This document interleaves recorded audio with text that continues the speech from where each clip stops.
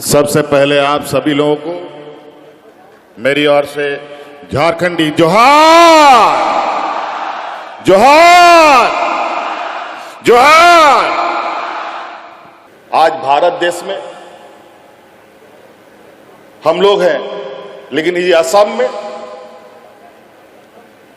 असम की स्थिति देखिए। भारत देश में रहते हुए हमारे यहां के आदिवासी अपना हक अधिकार, अपना मान्यता के लिए संघर्ष कर रहे हैं।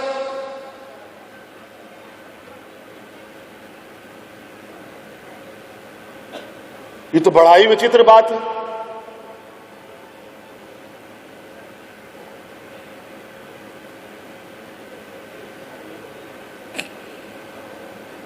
ये ऐसी विडंबना शायद बड़ा ही दुर्भाग्य है कि आज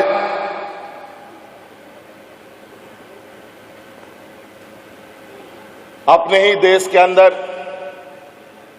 हम लोग अपना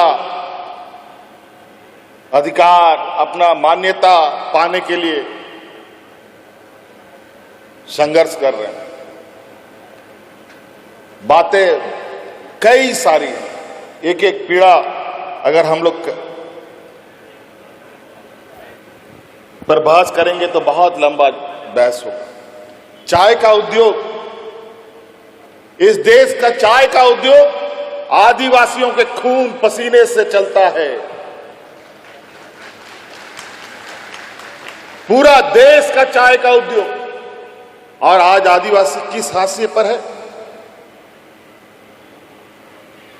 अभी तो हमारे चमड़ा लिंडा जी ने बताया कि अलग अलग राज्यों में क्या मिलता है। आज आपको न्यूनतम मजदूरी भी उपलब्ध नहीं है।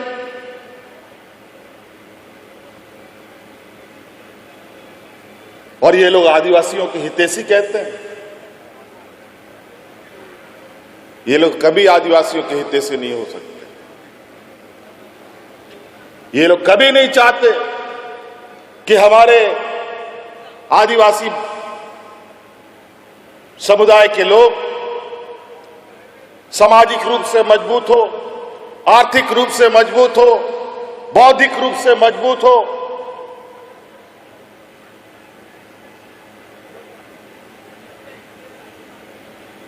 अगर हम बौद्धिक रूप से, आर्थिक रूप से मजबूत होने लग गए तो हम अपनी हक अधिकार की बात करेंगे, हम अपने जल जंगल जमीन की बात करेंगे, हम उनसे बहस करेंगे। हम बहस ना कर पाए, इसीलिए अलग अलग तरीके से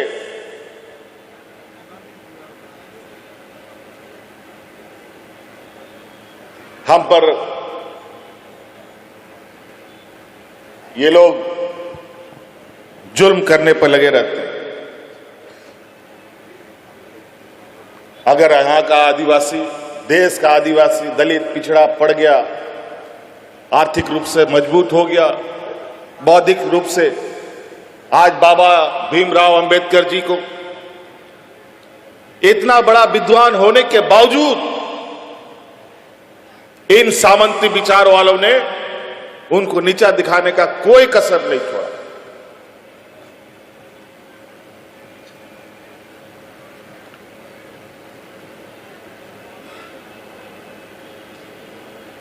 अगर आज हम लोग का समाज मजबूत होगा तो उसके घर में बर्तन कौन मांजेगा? उसका गाड़ी का ड्राइवर कौन बनेगा? घर में मालिक कौन करेगा?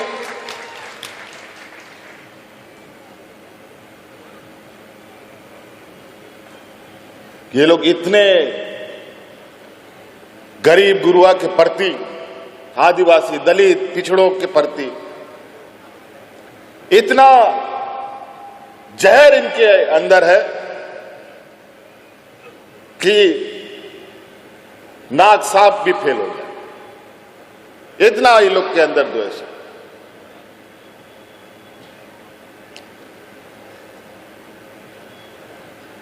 और अपनी राजनीतिक लक्ष्य को साधने के लिए पूरे देश के अंदर एक ऐसा माहौल खड़ा कर रखा है, सबको एक दूसरे से लड़ाकर।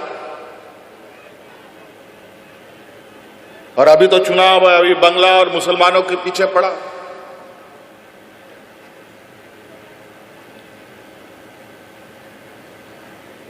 अभी हमको पता चला है कि आपके इस कार्यक्रम को असफल कराने के लिए अगल बगल मंत्रियों का भी दौरा चल रहा है।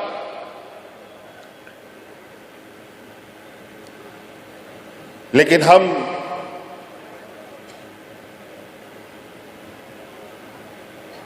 एक एक बूंद इकट्ठा करके घड़ा भरने वालों में से, और हम जानते हैं कि अगर हम लोगों ने चीजें साध ली, हम तो कहते हैं कि हमें उस जगह पर ना पहुंचा दिया जाए। असम के सरकार से हम यही कहना चाहते हैं कि आदिवासी समाज बहुत ही स्वाभिमानी समाज। अगर आपने मजबूर किया तो भगवान बिरसा मुंडा की धरती के संतान है, कभी भी विद्रोह का रास्ता उठ सकता है और उसमें कोई पीछे नहीं रहेगा। और जरूरत पड़ेगा तो आसाम के आदिवासियों को मदद करने के लिए पूरा झारखंड का आदिवासी आकर के आपके बीच में आ जाएगा।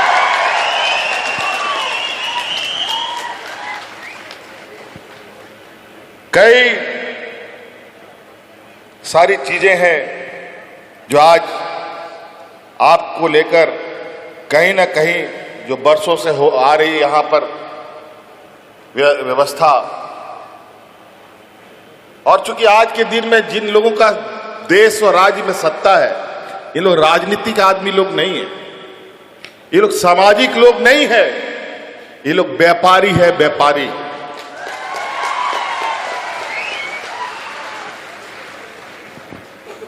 एक बहुत बड़ा विद्वान व्यक्ति था, चाणक्य, नाम सुना है ना?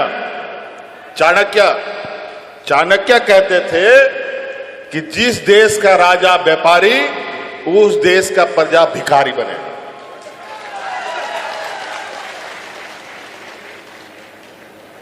आज देश की अर्थव्यवस्था का जो हालत है, आज रुपया उल्टा पैर खड़ा है, सर के बल खड़ा है। देश दुनिया में हम लोग का रुपया का वैल्यू इतना घट गया, अभी सिर्फ गुब्बारा के जैसा हवा भरा हुआ है देश के अंदर। नहीं तो हम लोगों की भी देश की स्थिति बहुत अच्छी नहीं है। आज महंगाई देखो आसमान छू गया।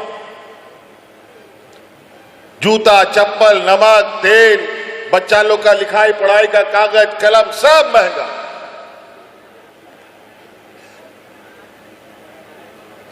महंगाई कम करने के नाम पर ये लोग सत्ता में आए थे, लेकिन कम क्या करेंगे? महंगाई आसमान बेलगाम घोड़े की तरह चल रहा है। याद कीजिए वो दिन, ये लोग सत्ता में कितना झूठ बोल के आया। सबके खाता में 15 लाख आएगा, आया क्या? बल्कि जितना घर में पैसा था नोटबंदी करके सब निकाल के लेके चला गया। इसको कहते हैं आर्थिक मार। और आर्थिक किसी भी घर का रीढ़ का हड्डी होता है। किसी भी आदमी का अगर रीढ़ का हड्डी निकाल दीजिए तो खड़ा नहीं हो पाएगा, गिर जाएगा धड़ाम से। यही नोटबंदी, जीएसटी, महंगाई उसी का कारण है कि आपके जेब में 1 रुपया भी ना बचे। और ऐसे ऐसे कानून बनाते हैं जिस कानून के माध्यम से आपको पता भी नहीं चलता है कि आपका पैसा कहां से कहां चला गया। गरीब गुरुआ के लिए तो खैर फर्क ही क्या पड़ता, उसको तो रोज कमाना है, रोज खाना है। अगर वो एक दिन मेहनत नहीं करेगा तो उसका घर का चूल्हा नहीं जलेगा।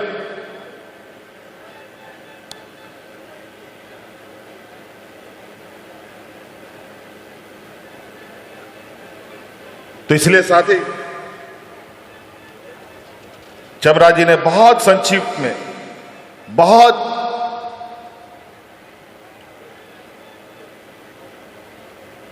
बड़ी बड़ी बातें की। हम लोगों का एकजुटता ही हमारी ताकत है और इस देश का भी ताकत यही था। अलग अलग समाज, अलग अलग रंग भेद का लोग इस देश में रहता है, हिंदू, मुस्लिम, सिख, ईसाई, सब लोग एक साथ रहता था। और यही ताकत के बदौलत भारत देश एक अलग पहचान रखता था। दुनिया इस ताकत का लोहा मानता था। लेकिन आज वर्तमान व्यापारियों ने हिंदू, मुस्लिम, सिख, ईसाई सबको अलग अलग कर रखा। जात धर्म का लड़ाई तो उसका पेटेंट फार्मूला है। आज के दिन में घर भाई भाई में लड़वाता है। आदिवासी को आदिवासी से लड़वाएगा, हिंदू को हिंदू से लड़वाएगा। अभी यूपीएससी वाला घटना आप सुन रहे होंगे सोशल मीडिया में।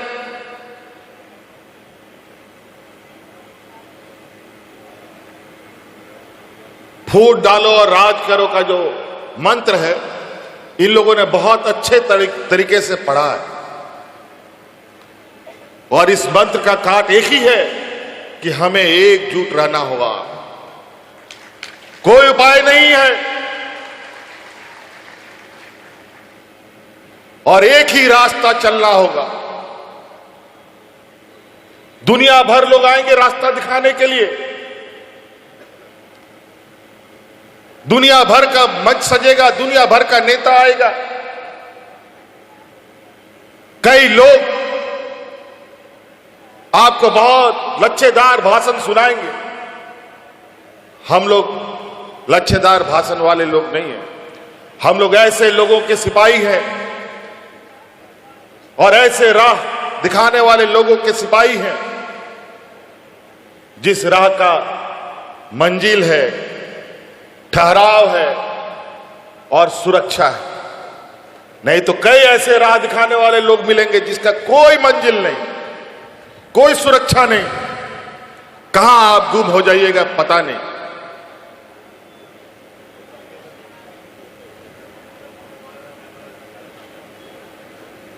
आज हम लोग इसीलिए एक स्वाभिमान और एक गर्व का इतिहास हमारा एक परछाई के रूप में हमारे साथ चलता है। आज स्वाभिमान के साथ हम नजर से नजर मिला के चलते हैं। आज इन लोगों ने तो मुझे जेल में भी डाल दिया था। हमने कहा या तो हमको खत्म कर दो, अगर मैं बच गया तो तुम लोग का नाश तय है। और नतीजा ही हुआ, सत्ता फिर उनको बाहर कर। और आज आपका ये नौजवान भाई, बेटा, दोस्त, जो भी आप कह लें, दुनिया का इतिहास है, पहली बार दुनिया का सबसे बड़ा वैश्विक मंच वर्ल्ड इकोनॉमिक फोरम जो स्विट्जरलैंड में हुआ, इस दुनिया का इतिहास में पहली बार एक नौजवान आदिवासी ने वहां अपना प्रतिनिधित्व किया।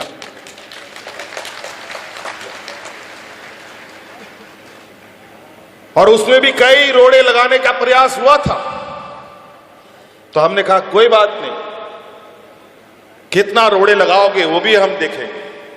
आज नहीं कल सफलता तो मिलेगी ही मिलेगी। कई रोड़े लगे, कई पिछला हमको 5 साल तक तो देश से निकलने का कानूनी मनाही था।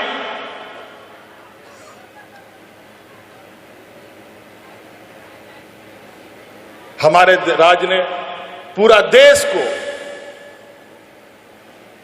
बहुत सारी चीजें दी। देश की अर्थव्यवस्था में झारखंड सबसे ज्यादा कंट्रीब्यूट करने वाला राज्य है, लेकिन वहां के लोग बेचारे बुरे हाल, फटे हाल। हमने तय किया इस राज्य ने बहुत कुछ दिया है, अब इस राज्य को देने की जरूरत है। आज इसीलिए हमने देश के वैश्विक मंच पर इस बात को रखा कि हमारे राज्य में जो संसाधन है, जिसको आज से नहीं सैकड़ों वर्षों से लूटा जा रहा है, उसका सही मूल्य हमारे राज्य को मिलना चाहिए। हमें एक सही सहयोग की आवश्यकता है। और आज सरकार अपने राज्य की आधी आबादी जो हमारी महिलाएं हैं, लगभग 50 लाख से 56 लाख महिलाओं को हर एक महिलाओं को 2500 रुपए देने का काम करती है हर महीना। और आज गांव-गांव में महिलाएं अपने पैरों पर खड़ा हो रही है। जैसे गाड़ी, मोटरसाइकिल हो या गाड़ी हो, अगर उसमें तेल नहीं चलेगा, तेल नहीं डालिएगा तो एक डेग भी नहीं चलता, फिर ढकेल के ले जाना पड़ता। तो सोचिए, मोटरसाइकिल हो या 4 चक्किया हो, उसको ढकेल के ले जाना कितना तकलीफ है। उसी तरीके से आज के इस जीवन में जेब में पैसा नहीं रहता है तो बुद्धि भी काम नहीं करता। कोई गरीब कमजोर परिवार भविष्य के बारे में कोई विचार नहीं कर सकता। वो सरकार भी काम करती है तो एक बजट उसका बनता है, उसके बाद काम करती है। सभी विभागों के लिए अलग अलग बजट होता है, तब काम होता है। आज हमने राज्य की आधी आबादी को एक बजट बना दिया कि ये तुम्हारा फिक्स इनकम है, अगला महीना तुमको क्या करना है तुम आज इसी महीने सोच सकते हो।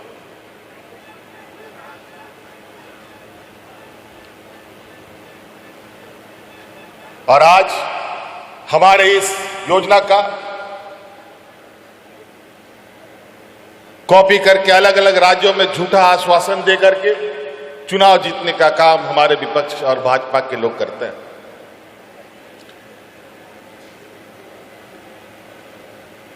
और कहीं कहीं तो चुनाव के लिए, ठीक चुनाव के पहले कुछ पैसे महिलाओं को दी जाती है और जैसे चुनाव जीता जाता है तो योजना भी बंद।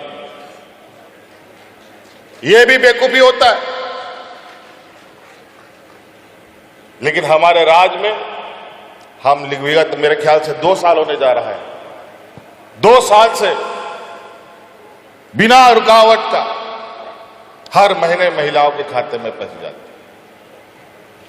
हमारे नौजवान, हमारे आने वाली पीढ़ी के लिए, बेहतर शिक्षा के लिए, इंजीनियर, डॉक्टर, वकील,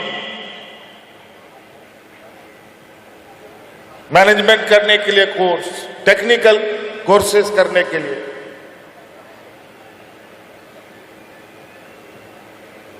सरकार ने ये एमयू कर रखा है बैंकों के साथ कि कोई भी विद्यार्थी को, कोई भी नौजवान को, कोई भी टेक्निकल, मेडिकल और हायर एजुकेशन के लिए पैसे की आवश्यकता है तो 15 लाख रुपया तक बिना कोई बंधक रखे, गाड़ी, मोटर, घर द्वार कुछ नहीं, विदाउट कोलेटरल, उसको 15 लाख रुपया बैंक उपलब्ध कराएगी तुरंत। ये हमारे राज्य में कानून। आपका यहां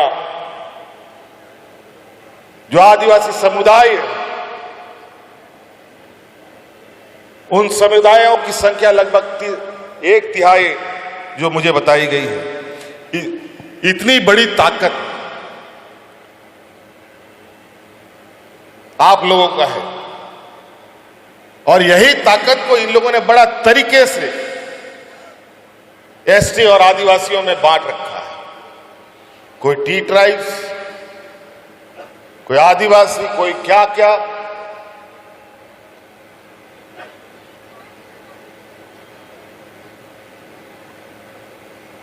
तो ये लोग, जो मैंने पहले कहा फूट डालो राज करो का फॉर्मूला बहुत अच्छे तरीके से पढ़ लिख के आए। आप ही के बीच में से लोगों को आपके विरोध में खड़ा कर देगा पैसा देके, क्योंकि पैसा जो ना कराए। पैसा एक ऐसा चीज है जो अच्छे अच्छे लोगों का मस्तिष्क हिला देता है, एजेंट बनाएगा लोगों को और हमारे समाज के बीच में लोगों को बिखेरने का काम करेगा। आज हमें मौका मिला आपके बीच में आने का और हम कोशिश करेंगे, जो आप लोगों की व्यथा है, जो आप लोगों की तकलीफ है, इस तकलीफ को खत्म करने के लिए थोड़ा जद्दोजहद करने की आवश्यकता है। और ऐसा नहीं है किसी समस्या का समाधान ना हो। हमने तो अपने पूर्वजों से, अपने पिताजी से यही सीखा। अगर आपने कोई भी कार्य ईमानदारी से करना प्रारंभ किया, वो काम निश्चित होता है। यहां तो कई उदाहरण है। लोग, अकेला व्यक्ति पहाड़ काट करके रास्ता बनाता है, अकेला व्यक्ति पत्थर तोड़ करके पानी निकालता है। कई देश में उदाहरण है। तो हम इतने बड़े समूह होकर के अपने हक अधिकार की लड़ाई को मंजिल तक नहीं पहुंचा पाएंगे, ऐसा कैसे हो सकता है? इसके लिए थोड़ा हमें काम करना पड़ेगा और सभी लोगों को और सभी लोगों तक पहुंचकर कैसे अपनी परिस्थिति को बदलें, इस पर हमको आगे बढ़ना पड़ेगा। आज इसलिए चमड़ा जी ने बहुत सटीक बात कही। इसी मूल मंत्र के साथ हम लोग आगे बढ़ें। और मुझे लगता है कि अभी तो आपके यहां चुनाव भी है, आगे विधानसभा चुनाव है। कब उसका बिगुल फूंक जाएगा हमको तो नहीं पता है, ना आपको पता है, लेकिन जो सत्ता में बैठा है ना, उसको पता है किस दिन बिगुल फूंकने वाला है। क्योंकि आज देश का सारा संवैधानिक संस्था इनके जेब में, इलेक्शन कमीशन से लेकर के ईडी, सीबीआई, सब इनके जेब में। कई चुनावों को तो देखा आप लोगों ने, किस तरीके से ये वोट चोरी करने का काम करते हैं।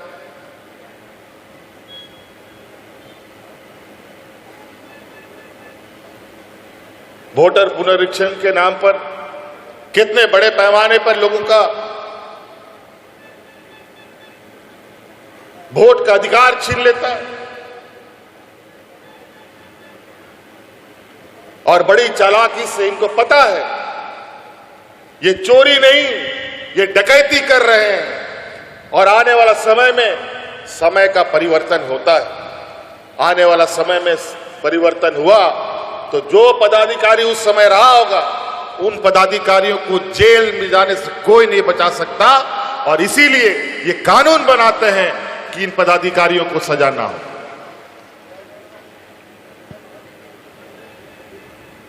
बड़ा विचित्र स्थिति है।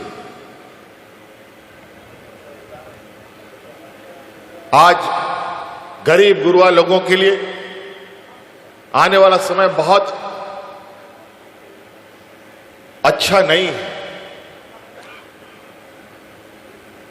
आज ट्रेन का भाड़ा, बस का भाड़ा, खाने पीने का सामान, पढ़ाई लिखाई का सामान, पहनने का सामान, सारा चीज महंगा होगा। कैसे गरीब लोग जिएगा? कहीं ना कहीं बड़े पैमाने पे अलग अलग कोने से हमें तैयार होना पड़ेगा और ऐसे लोगों को राजनीतिक रूप से जवाब देना पड़ेगा। इस लोकतंत्र का ये चुनाव ही एक ऐसा माध्यम है जो 5 साल में एक बार मौका मिलता है आपको सही सवाल और जवाब समझने जानने के लिए। फिर नहीं तो 5 साल तक आप रोते रहिएगा, कोई आंसू पूछने नहीं आएगा।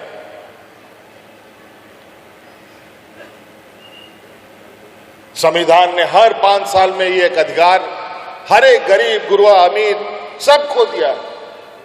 और एक एक वोट इतना महत्वपूर्ण होता है कि एक वोट से आदमी कुर्सी में भी बैठ जाता है, एक वोट नहीं आने से कुर्सी से हट भी जाता है, हार भी जाता है। इसीलिए ये ताकत हम लोग का अचूक ताकत है। अगर हम लोगों ने इस ताकत को एक गठरी बना करके एक साथ रख लिया तो देश का कोई भी ताकत आ जाए उस गठरी को तोड़ना असंभव हो जाता है। हम लोग तो स्कूल में पढ़ा है, एक लकड़ी को तुरंत तोड़ देता है लोग, लेकिन वही लकड़ी 50 ठो लकड़ी एक साथ बांध दो तो उसको तोड़ना बड़ा मुश्किल। इसीलिए साथियों, आज आपके बीच में हमको आने का मौका मिला और कई दिनों से ये हमारा भी एक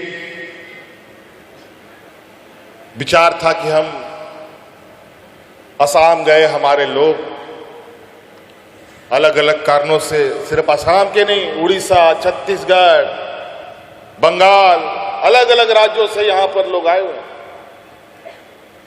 ये लोग एक दिन नहीं कई वर्षों से यहां रह रहे हैं। एक बहुत बड़ा घटना आपको हम बताना चाहेंगे। जो सामंती विचार के जो लोग होते हैं वो हमेशा गरीब गुरुआ का अस्तित्व खत्म करने में लगा रहता है। तो गरीब गुरुआ कमजोर हम ही लोग हैं, आदिवासी, दलित, पिछड़ा लोग। एक घटना है जो ऑस्ट्रेलियाई लोग जो है, ऑस्ट्रेलिया का, ये लोग आदिवासी और अप्रवासी लोगों को जो वहां रेड इंडियन होता था अमेरिका में, उन सबको मरवा दिया। और ये सामंती विचार के भी लोग, हमारा खाना पीना बंद हो जाएगा तो ऐसे ही मर जाएगा सब आदमी, हड़िया दारू पी करके सब खत्म। लेकिन ऐसा नहीं है। आज कहीं ना कहीं आज मैं धन्यवाद देना चाहूंगा इस आशा समूह के सभी मान्य सदस्यों को कि इन लोगों ने बड़ी मेहनत करके संपर्क साधने का प्रयास भी किया। और आदरणीय दिसोम गुरु शिबू सोरेन जी के निधन में भी कई लोग यहाँ से श्रद्धांजलि देने आए। मैं उनका भी बहुत बहुत शुक्रिया अदा करूंगा कि आप सब लोग भी आए। और उसी समय से मेरा भी एक इच्छा था और मुझे अभी इन लोगों ने बताया कि आदरणीय गुरु जी भी यहाँ आप लोगों के इस संघर्ष में साथ देने के लिए आते थे। और आपको मैं ये भी याद दिलाऊंगा, हम भले पहुंचे या ना पहुंचे, इससे पहले मैं थोड़ी दिन के लिए सत्ता में था जब यहाँ कुछ गांव वगैरह जलाए गए थे आदिवासियों का। मैंने अपने कैबिनेट मंत्री को यहाँ पर भेजा था, पूरा दल यहाँ भेजा कि उनका जाकर के हालचाल पता करो और जो मदद हो हम लोग करेंगे। खैर कोई बात नहीं, अब हम लोग एक दूसरे के संपर्क में हैं और निश्चित रूप से आपके इस संघर्ष में हम लोग बिल्कुल आपके साथ कदम से कदम मिलाएंगे। और आज नहीं कल असम में भी झारखंड जैसा बेहतर सूरज उगेगा और आदिवासी समाज इतनी मजबूत आवाज के साथ यहाँ उभरेगा कि आने वाले समय में दूसरे वर्गों को ये समझना पड़ेगा और मजबूर होना पड़ेगा कि असम को आदिवासी को आगे साथ लिए बगैर असम को चलाना संभव नहीं। तो इसलिए हमें अभी वापस भी जाना है, कल और बहुत व्यस्त प्रोग्राम है। आप सब लोग, मेरे ख्याल से यहाँ 3-4 दिन से कार्यक्रम था, 3-4 दिन से आप लोगों का कार्यक्रम यहाँ चल रहा है। और आशा करते हैं, उम्मीद करते हैं कि अगली बार जब यहाँ ये कार्यक्रम हो तो जो लोग आज घर में बच गए हैं वो भी आएंगे और इस आदिवासी समाज को और मजबूती प्रदान करने का काम करेगा। और इन्हीं बातों के साथ हम अपनी बातों को समाप्त करना चाहेंगे।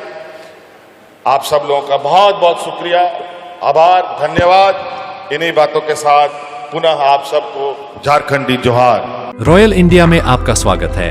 भारत के सबसे विश्वसनीय सोलर मोटर पंप और MPPT कंट्रोलर निर्माता रॉयल इंडिया का high performance movable trolley solar water pumping system प्रस्तुत है। बेहतर दक्षता के लिए डिजाइन किया गया और आसानी से ले जाने योग्य। सरकारी परियोजनाओं के लिए अनुमोदित, देश भर के कॉन्ट्रैक्टर्स और एजेंसियों की पहली पसंद। MNRE द्वारा अनुमोदित, उल प्रमाणित, उद्योग मानकों के अनुरूप स्वदेशी उत्पाद। सार्थक ऊर्जा समाधान के लिए हमारे साथ साझेदारी करें। आज ही संपर्क करें